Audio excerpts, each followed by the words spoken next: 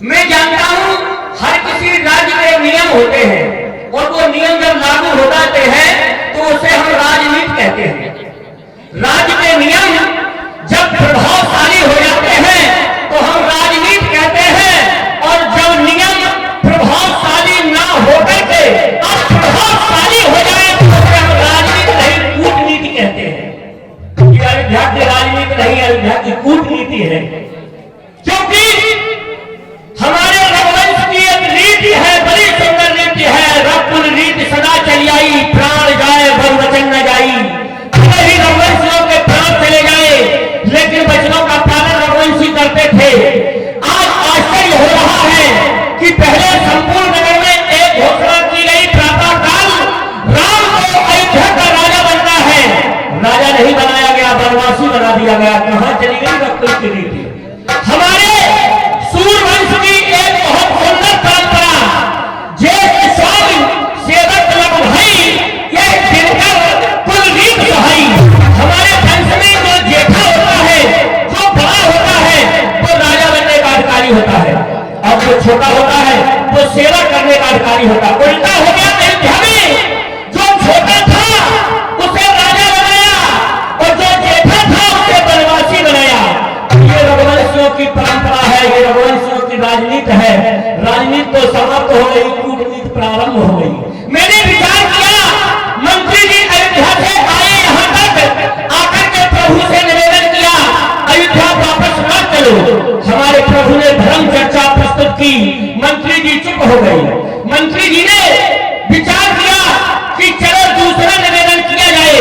दूसरा निवेदन किया तो मैया जानकी ने प्रतिबंध धर्म चर्चित कर दिया। मंत्री जी चुप हो गई। मैं विचार कर रहा था कहीं ऐसा न हो कि अब हमारा प्रेम आ जाए। वैसे ये हमसे कह नहीं सकते, मुझे विश्वास है, वैसे ये हमसे कह नहीं सकते, लेकिन हम इनसे बिना कहे रह नहीं सकते। तो सुनिए अब सुमंत्र जी, जहां नहीं है न्याय, फिर कैसे राजा के यहां कान लगता जाए?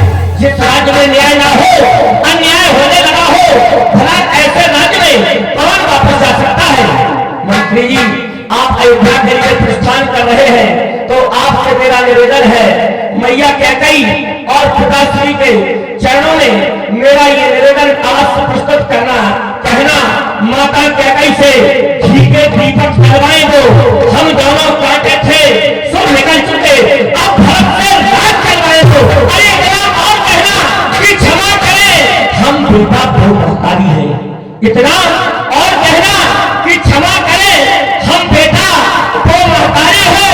तो जो कृपा उन्होंने हम पर की, राजा से बाबा बना दिया, जो कृपा उन्होंने हम पर की उसके भी हम आभारी हैं, बहुत बहुत आभारी हैं, बहुत आभारी हैं। चाहे आप अयोध्या के लिए मेरा ये संदेश आप अवश्य ले जाइए। बड़े अनुचित जानी